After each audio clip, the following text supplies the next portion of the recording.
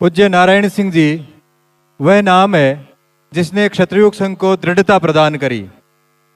अब मैं कार्यक्रम को आगे बढ़ाते हुए राजनीति और क्षत्रियोग संघ इस विषय पर अपना उद्बोधन देने के लिए राजस्थान विधानसभा में प्रतिपक्ष के उपनेता राजेंद्र सिंह जी राठौड़ साहब को आमंत्रित करता हूं। माननीय राजेंद्र सिंह जी राठौड़, आपको आवंटित विषय पर आवंटित समय में अपनी बात कहें।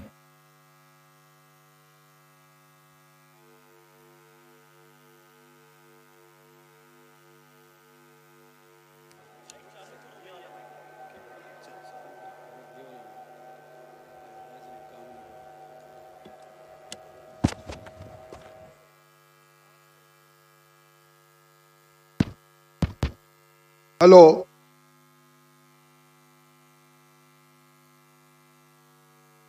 आज के इस विराट विशाल और आजाद राजस्थान के अनुशासनबद्ध सबसे बड़े समागम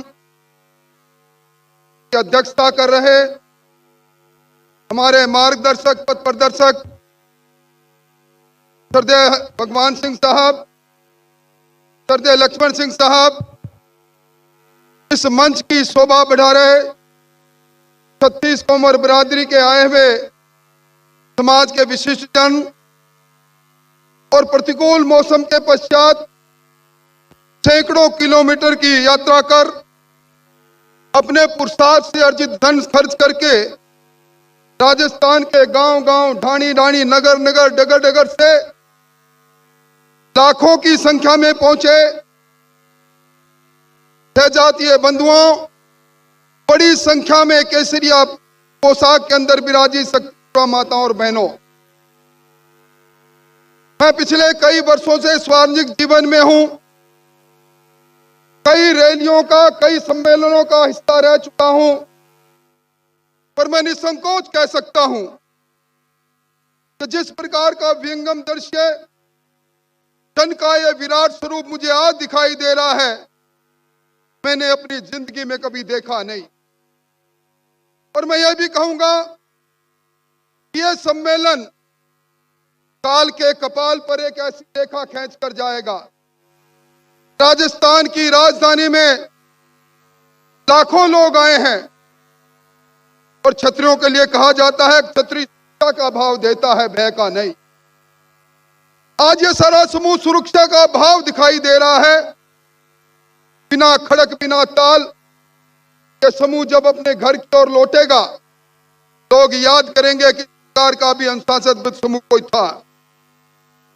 मुझसे पहले वक्ताओं ने, प्रताप सिंह जी ने क्षत्रियों की बात कही, राजपूत की बात कही, राजपुत्र की बात कही, उन शब्दों की व्याख्या में उन शब्दों पर ज्यादा कुछ नहीं कहूंगा, पर यह बात जरूर कहूंगा, भगवान कृष्ण ने गीता में कहा था, जो शरण को रोके, चाहे वो धर्म का शरण हो, न्याय का शरण हो, तो शरण को रोके वही क्षत्रिय है। और हम देखते हैं कि हमारा इतिहास इस शरण को रोकने में दी गई कुर्बानियों से अटा पड़ा है। जब धरती का शरण हो रहा था, राणा प्रताप ने हल्दी घाटी का युद्ध किया। जब मान मर्यादाओं का शरण होने की आशंकाएं थी, धधकते जौहर में पद्मिनी कूट पड़ी। आज उसी शरण के लिए रक्षण के तौर पर क्षत्रिय युवक संघ का शिक्षण हमारे सामने है। दुनिया में जब राजतंत्र से लोकतंत्र की यात्रा प्रारंभ हो रही थी, फ्रांस के अंदर, रूस के अंदर रक्त रंजित क्रांतियां हो रही थी, उस समय राजस्थान के हमारे शासकों ने लोकतंत्र का अंगीकार किया। सहर्ष अपनी रियासतें, अपनी सल्तनत प्रजातंत्र के लिए सौंप दी। एक समय ऐसा था जब राज लेने के लिए तलवार उठानी पड़ती थी, सर कटाना पड़ता था। समय परिवर्तन कर रहा था। राजतंत्र की जगह पर लोकतंत्र की आहट सुनाई दे रही थी। आजाद हिंदुस्तान से 1 वर्ष पहले एक तपस्वी, एक नौजवान, 21 वर्ष का नौजवान 22 दिसंबर 1946 की रात को चिंतातुर था। उसके मन में यह बात थी कि समय बदल रहा है, मेरे समाज की भूमिका क्या होगी, हमारी परिस्थितियों के अंदर अनुकूलता नहीं, हम कहां जाएंगे। और तब एक विचार ने जन्म लिया और उस विचार का विराट रूप और विराट प्रवेश प्रवाह आज हम देख रहे हैं।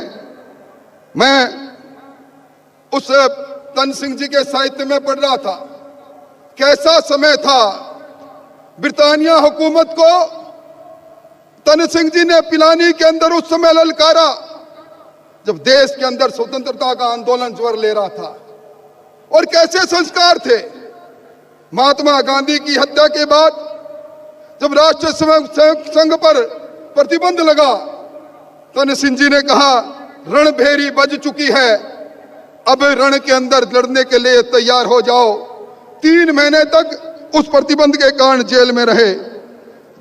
इसके साथ ही अभी जिस बात का जिक्र किया गया, इस राजस्थान में पहला अहिंसक आंदोलन, भूस्वामी आंदोलन, जो आंदोलन लड़ा गया उनके नेतृत्व में, आयुवान सिंह जी के नेतृत्व में, राजस्थान की जेलें छोटी पड़ती चली गई। वो भूस्वामी जिसकी जमीन जा रही थी, जिसके पुनर्वास का कोई प्रबंध नहीं था, उस समय की हुंकार ने, उस समय के आंदोलन ने एक नई दिशा दी।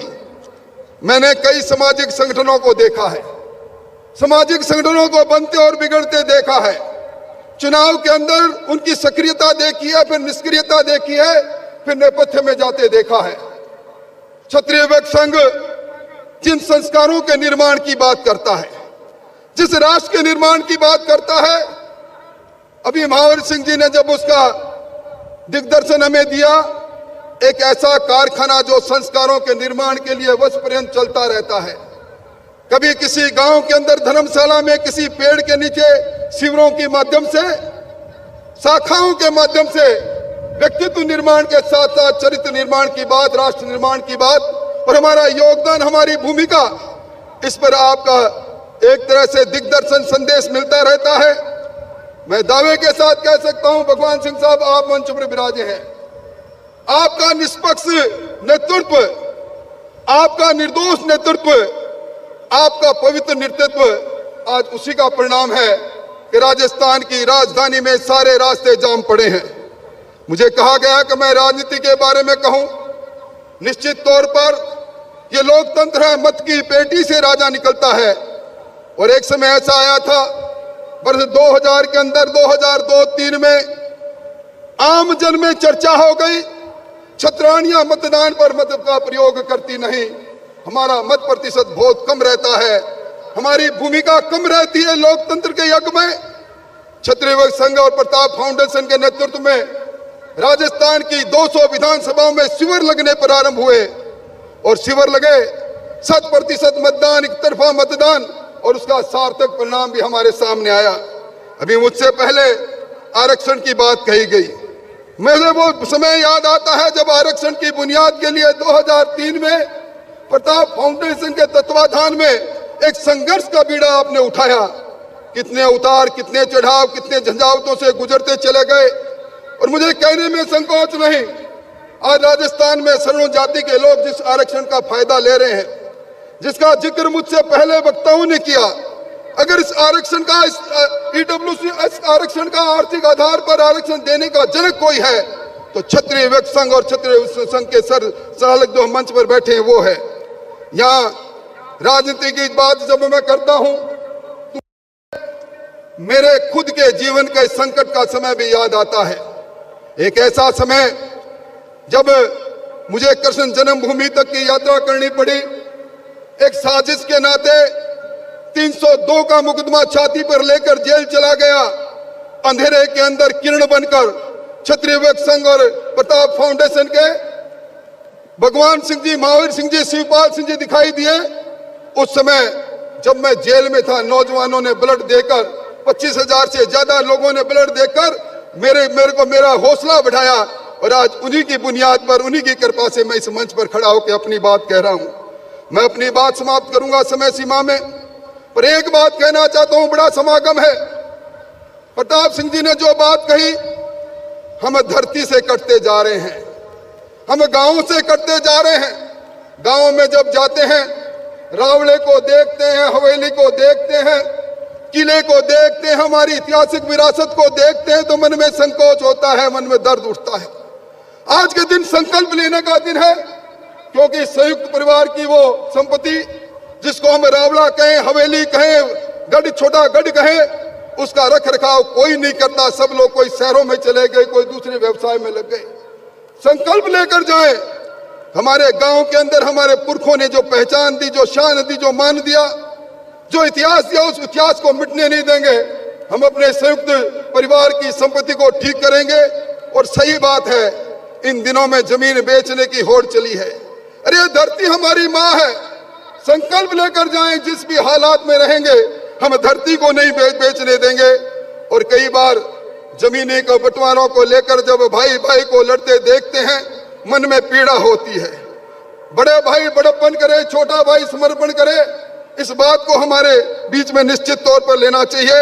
और अंत में मैं यही कहूंगा, आओ हमें फिर समय पुकार रहा है, हमें फिर सरदार की भूमिका में आए, सबको साथ लें, सबका विश्वास लें और एक बार सिद्ध कर दें कि इस लोकतंत्र के अंदर जो इतिहास रचा जा रहा है, उस इतिहास में हमारी भागीदारिता होगी।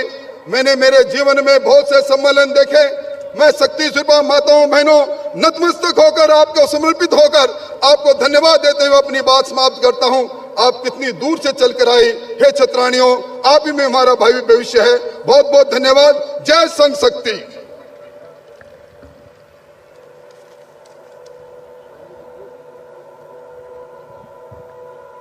आभार राजेंद्र सिंह साहब। अगले कार्यक्रम को आगे बढ़ाते हुए श्री क्षत्रियुग संघ के आनुषंगिक संगठनों के परिचय का एक ऑडियो विजुअल जो आईटी टीम द्वारा तैयार किया हुआ है, उसको हम सब ऑडियो विजुअल माध्यम से देखेंगे। एलईडी के माध्यम से आईटी टीम उसे प्रारंभ करे। समाज की विभिन्न आवश्यकताओं की पूर्ति के लिए श्री क्षत्रिय युवक संघ अपने आनुषंगिक संगठनों के माध्यम से काम करता है, जिनका विवरण निम्नानुसार है। श्री प्रताप फाउंडेशन वर्तमान व्यवस्था में हमारे पूर्वजों के जीवन मूल्यों के अनुरूप काम करने के लिए राजपूत समाज के राजनीतिक व सामाजिक कार्यकर्ताओं के बीच समन्वय व सहयोग स्थापित करने हेतु उपयुक्त वातावरण तैयार कर समाज की राजनीतिक भागीदारी बढ़ाने एवं सामाजिक हितों के संरक्षण के लिए कार्य करने हेतु 2001 में इसकी स्थापना की गई। इसके लिए संघ के सर्वोच्च नेतृत्व द्वारा नियुक्त संयोजक के निर्देशानुसार ये प्रत्येक राजपूत मतदाता को शिक्षित करने, राजनेताओं को समाज के लिए उपयोगी बनाने एवं उनका संरक्षण करने हेतु निरंतर क्रियाशील है। श्री क्षात्र पुरुषार्थ फाउंडेशन समाज के सकारात्मक सामाजिक भाव